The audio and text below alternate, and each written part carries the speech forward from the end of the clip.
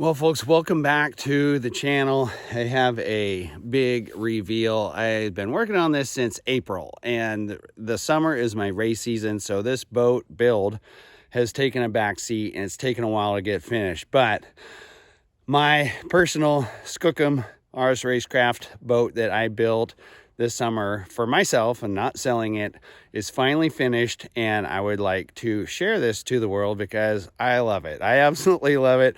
I'm super excited to show everybody this thing. We had it up at St. John for the race this weekend, and man, it was getting such an awesome reception from everybody. Everybody's like literally their jaws dropped when they saw it. So without further ado, I will turn the camera around and talk about the build and what we have here. So this is the Jolly Roger version of my RSRacecraft Skookum 13 build. Now, if you notice, if you have an observant eye, there is something very special about this Skookum. It is a Skookum R.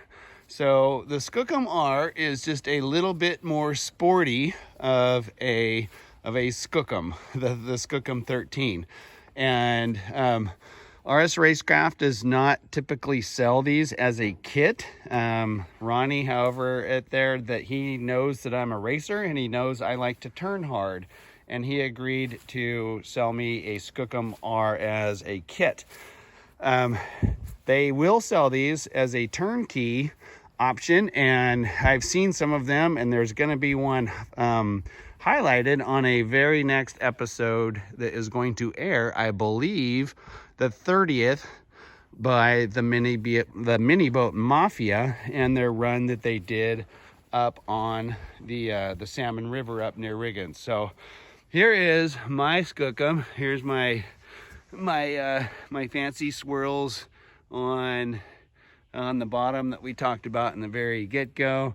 All the custom ultra-decked laser cut on the bow, on the engine cover, everything else. Let's look at the interior really quick. So even though this is really only a two-seater, the center console there is velcroed in, and it very quickly becomes a three-seat boat, which is awesome. These are PRP custom race seats with the RSCraft logo on them. They are heated. I have not put the heating controls in yet. The heating controls are going to go over there and over there.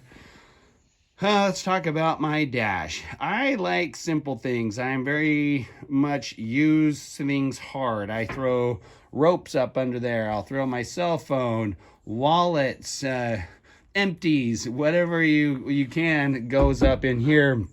And when I feel like there's more of a dash or a glove box, I feel like things get lost up in there and it's not as easy to access them. So this is a foam back, and I just drilled some kind of cool lightning holes for just to build a little tray. That's all that I personally wanted. I did use the Triple S stainless steel reverse control.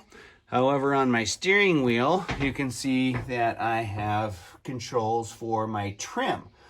That is a trim tab actuator with 500 pounds of pull and push that is going to run my trim nozzle. I also have a control over there for lighting,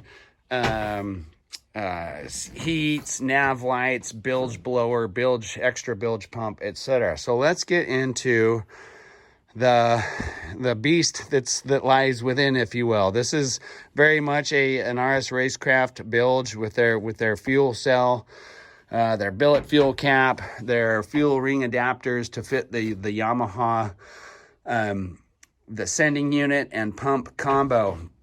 So let's talk about the power plant. This is a Yamaha SVHO. Let me swing around to the other side really quick. A Yamaha SVHO with a custom RSRacecraft built and modified intercooler. Really cool thing is that it fits on top of the engine. It doesn't take up any extra space over there. It does get its own cooling line that is drilled and tapped off of the pump So you have the Y, the stock Y Yamaha cooling line. That goes only to the block. And the orange line there, well, that's the exit, but the orange feeds just the intercooler. So this thing keeps the inlet air temperatures down. And with a stage tune or a stage 2 tune on this, this little beast is going to be pumping out about 350 horsepower. They did like a snorkel inlet off of the supercharger to keep water from sloshing around in there.